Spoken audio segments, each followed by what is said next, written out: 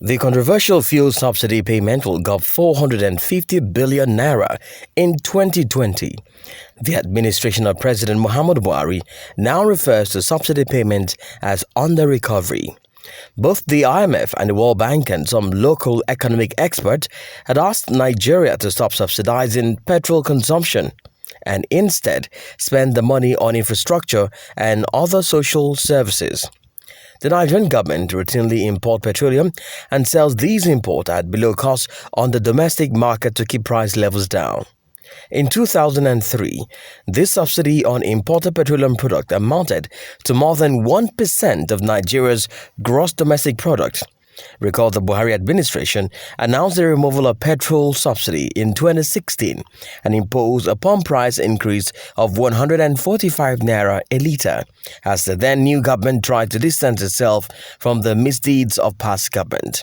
However, it is worrying that the APC-led administration, which once protested the payment of petroleum subsidy, has decided to retain it with a new term under recovery. In this video, President Buhari vowed to stop the subsidy. If anybody said he is subsidizing anything, he is a fraud.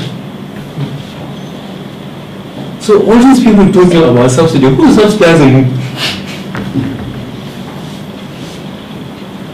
But there is so much fraud, as I said, and indiscipline and corruption that I don't talk about it.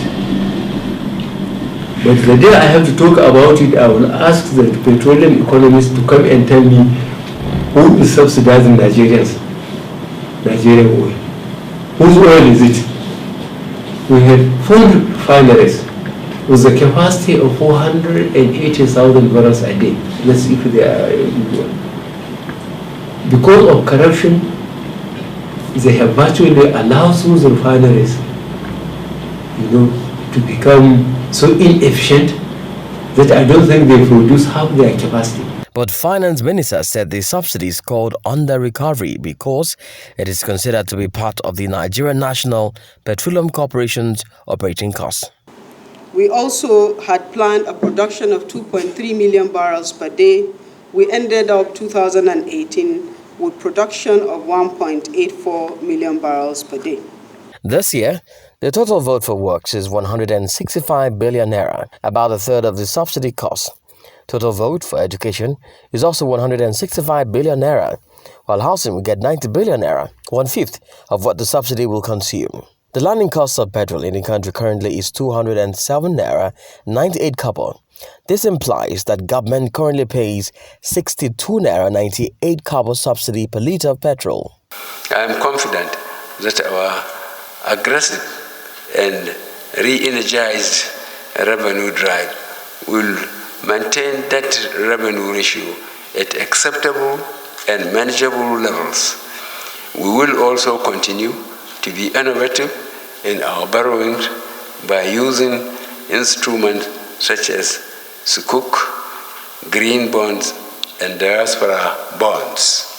65 licenses, and not one of them has started producing. The reason is very simple.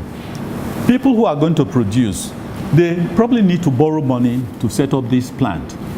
They borrow the money and then they produce, and then the government that is supervising their activities says that, oh, you cannot sell at the market price and make a profit. You can only sell below this price. The difference we will pay to you, okay, as subsidy.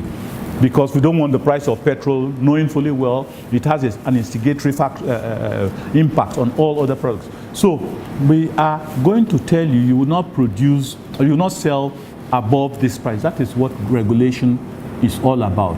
And because of that, those people who are putting their money will say, if we have to look at the history, we find that those who have imported petrol, not even set up refinery, imported petrol, it takes maybe 1 year, 2 years for them to get back their subsidy. Especially when the investors are people who have taken money from abroad and they have to repatriate it. As it stands, payment of petroleum subsidy may take some time before it is eliminated.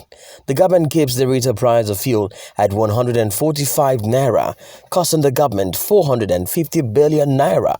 And more worrying is that any threat of increment causes outrage from consumers who fear it could drastically increase their cost of living. Roots TV Nigeria.